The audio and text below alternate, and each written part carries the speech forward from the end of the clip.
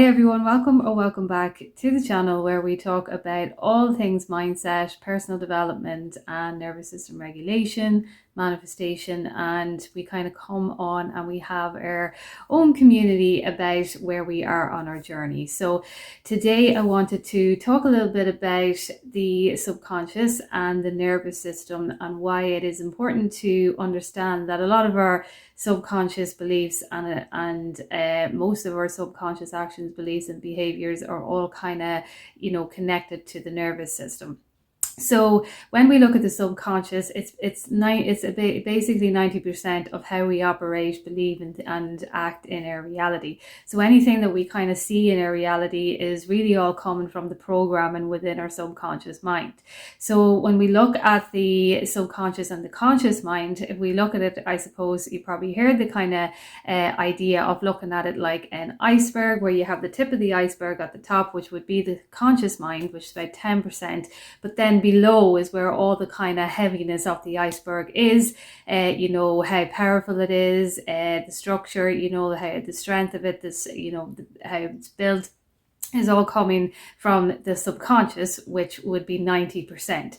So when we look at ourselves, from this kind of view, we know then that anything that we are doing in our reality, even if we consciously think it in the moment, is always going to be still coming from the programming of our subconscious mind.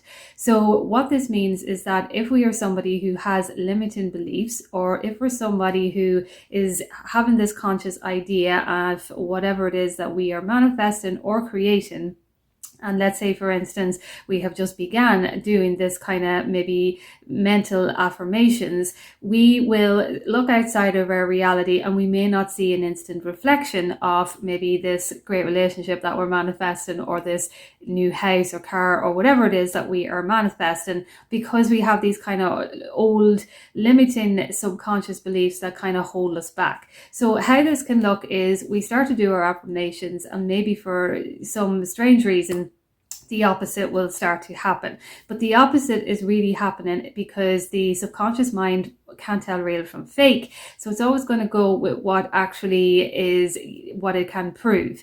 So it will start to, before it accepts the conscious kind of affirming, it will start to look for all of the ways that you may have experienced a relationship before. So this will look like how you are operating in your daily reality. Are you feeling triggered in your relationship, or maybe you're not even in a relationship and you're starting to feel defeated that you're not going to find a relationship?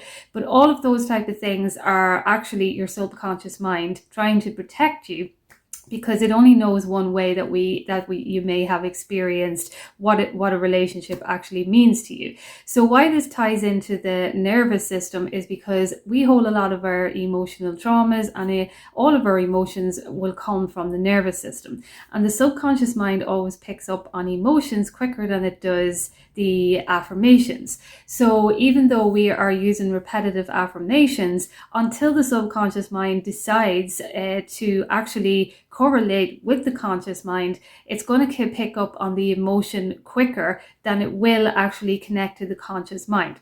So this means that a good self-regulated nervous system is very important, because we are somebody who may have been holding on to kind of trauma wounds within our body, and we may not even realize it. And having that kind of good regulated nervous system releases it, and it also kind of as well to helps us to sustain and maintain whatever it is that we are wanted to actually allow into our life. Because a lot of the time we can want a specific thing, but our subconscious mind is not allowing ourselves to have it because it's afraid of having it. So we want to say, okay, we're not afraid anymore, so I'm going to teach my body, my nervous system regulation, by doing breath work or meditation and using affirmations to tell my mind and my body that it's okay, it's safe for me to be in this relationship that I desire. So I was reading a book, I think it's called The Master Key, and I can't remember what the author is called, but there was a part in it that was talking about the nervous system, and I just thought I'd read it out. So in this book he says that Judge Truord indicates that the very beautiful method in which this interaction is effected. So he says that the cerebral spinal system is the organ of the conscious mind, which we know, and the sympathetic is the organ of the subconscious. So that's our nervous system. When we go into that kind of fight or flight mode, it's the subconscious trying to protect us through all the programming that we've already learned throughout our life. And so the cerebrospinal is the channel through which we receive conscious perception from the physical senses and exercise control over the movements of the body. So that's when we start to kind of unconsciously show our behaviors and actions through our emotions because of what the subconscious already knows. So even though we have a conscious thought of, I'm rich, if the subconscious is not kind of accepting that idea, it's going to go through the emotions of the body first, and it's going to show up in how we behave and act in these type of ways. And then you will find that maybe you actually decided that, you maybe did something that kind of lost money, and then you'll start say to yourself, but I was a fireman, I'm rich. Why did that happen? But it's only because the subconscious hadn't actually already accepted it. And again, too, it doesn't take that long as well, I want to say that, for the subconscious to accept it. It's just about recognizing that, okay, I just need to feel safe in my body. I just need to keep it firm and over no matter what I see, and know that everything is benefiting me. There's going to be a better day on the day that I'll be rich, and I will be actually saying it and, genuinely experiencing it in the moment. So with that being said, we go back to what was said about the nervous system and the subconscious. So this system of nerves has its center in the brain. As we know, it's subconscious, brain, conscious, all connected to the nervous system.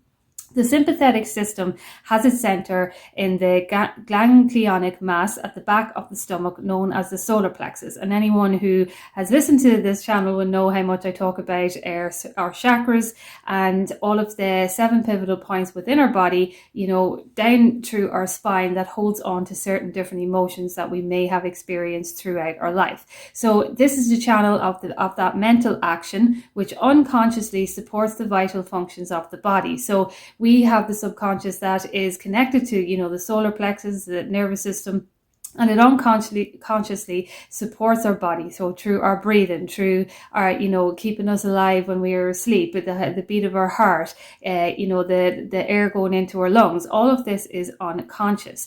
So the connection between the two systems is made by the vagus nerve, which passes out of the cerebral region as a portion of the voluntary system to the thorax, sending out branches to the heart and lungs, and finally passing through the diaphragm. It loses its outer coating and becomes identified with the nerves of the sympathetic system, so forming a connecting link between the two and making man physically a single entity. So when we listen to it in this way, we see that, the air and everything that is going through, everything passing through our diaphragm. This is why breath work is very important, because we're connecting to the solar plexus and to the nervous system in that moment in time, and we're making man physically as a single entity, as the book says. So that just shows you how interconnected we are, that's our power. It's actually connected through the nervous system, the subconscious, conscious, it's all connected. And it's how we actually release this power by staying connected inward as well too, that ultimately determines what it is that we're going to create. So we have seen that every thought is received by the brain, which is the organ of the conscious. It is here subjected to our power of reasoning. When the objective mind has been satisfied that the thought is true, which is what we're saying about the subconscious and the conscious, it is sent to the solar plexus or the brain of the subjective mind to be made into our flesh, to be brought into the world as a reality. So that is why we look at the correlation between our nervous system and manifestation as well too, because when we are changing beliefs through our subconscious mind, we need to recognize that there's going to be limiting beliefs in there that are maybe, traumatic or emotional, and we have to be aware of that while we're manifesting, so that we can do the kind of activities that will help our nervous system allow us to evolve and expand into the environment that we are wanting to manifest and create. So the solar plexus has been linked to the sun of the body because it is a central point of, the page just went there. It is a central point of distribution for the energy which the body is constantly generating. This energy is very real energy, and this sun is a very real sun, and the energy is being distributed by very real nerves to all parts of the body and is thrown off in an atmosphere which envelopes the body. So anyone who meditates will know that if you were kind of meditating for a while, you can feel that energetic field. That's the energetic field that the book is talking about there in the Master Key system is what the book is called. And that's the energetic field that Dr. Joe Dispenza talks about as well too. When you're in meditation, you can actually feel that atmosphere that envelopes the body. When you are in that atmosphere, it's the most potent time to manifest because you're connected to the frequency and the energy of the universe from within. You can feel it. I can feel it when I manifest, when I meditate. It's like the right and left hemisphere of your brain is connected. The synchronization of it is kind of like a wave is what you can feel when you're deep into kind of meditation. So if the radiation, as I say, is sufficiently strong, the person is called magnetic.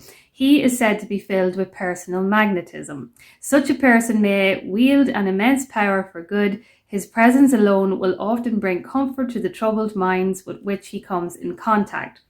So that's really important to know as well too, because when we know that our energy is emanating that kind of I suppose connection to the infinite, to the universal powers, we know then that we are showing up that way and other people are attracted to it. That is how then I suppose it becomes the law of attraction, because they're attracted to what kind of vibration that we are giving off, because it feels comforting, it feels whole, it feels like home, that kind of feeling of belonging and knowing. And so you're kind of attracted to those people who can give you that kind of feeling as well too. So see again as well, it says if there is any interruption of this radiation, the senses are unpleasant. So when we get an interruption of our radiance and our vibration, which will really come from feelings of not feeling good enough, we're depressed, we're sad, they're kind of low energies,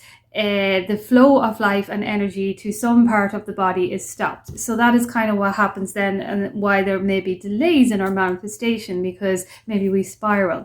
It's not to do with actually, having the conscious spiraling thought. It's more to do with how long we are actually spiraling and putting that energy where we are disconnecting ourselves from the actual source, from the wholeness of the universe and the power of the universe. So so I wanted to do a video on that and kind of break it down a little bit of why it's important to do the self-regulation. So when we look at the subconscious and the conscious mind, the conscious, as we say, is about 10% and the subconscious is about 90%.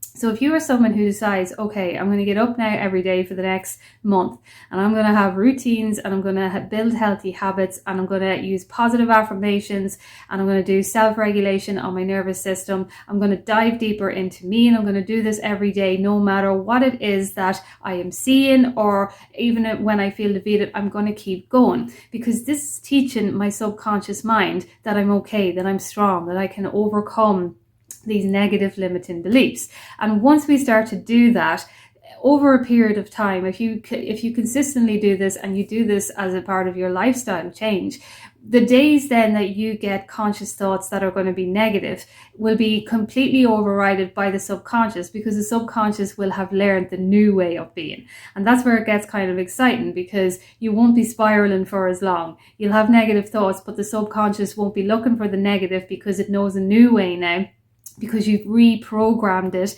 into actually believing in the positive. So it'll seek the positive because that's how it knows then how to protect you, because your subconscious is on your side. It's always about protecting you. But because you've programmed your nervous system and your subconscious into this kind of new way over a period of time, that is why then it's not going to matter when we have, negative beliefs the odd time. We can override them. Our subconscious will just bounce back in and override them.